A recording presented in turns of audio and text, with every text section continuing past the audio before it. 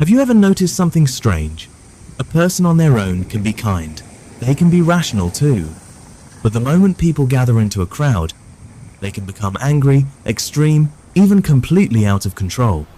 On the streets of France, among divided crowds in the United States, or during collective incidents in South Korea, what you're witnessing is not just conflict. It's a pattern that appears again and again. The moment people become part of a group, they begin to change. But the real question is this: is that change actually your choice? In psychology, there's a concept called de-individuation.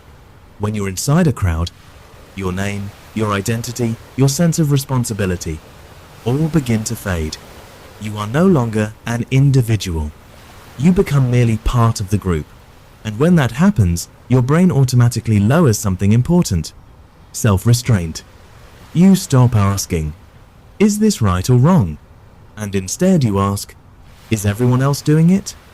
That's why people who seem calm and reasonable in everyday life can behave in completely different ways once they're in a crowd.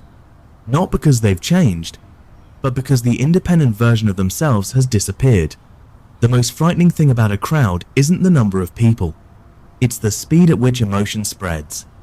Psychologists call this emotional contagion. One angry person has limited influence. 10 angry people begin to affect others. 100 angry people create an atmosphere.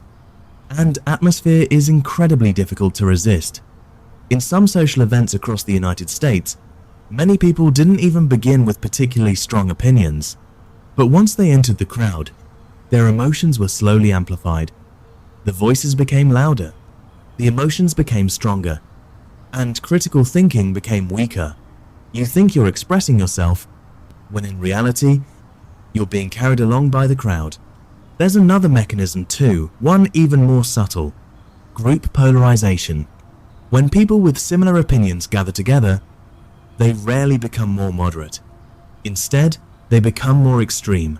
For example, perhaps you are only slightly dissatisfied at first, but when everyone around you expresses stronger anger, your own views begin to shift with them.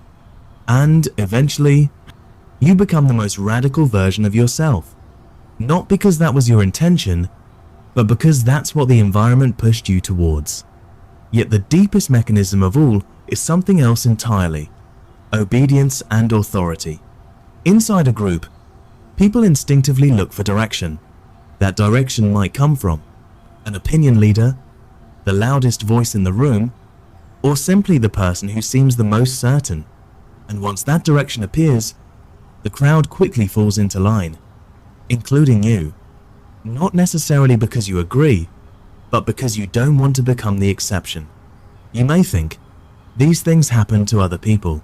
But the truly unsettling part is this: this is not their problem. It's a human problem.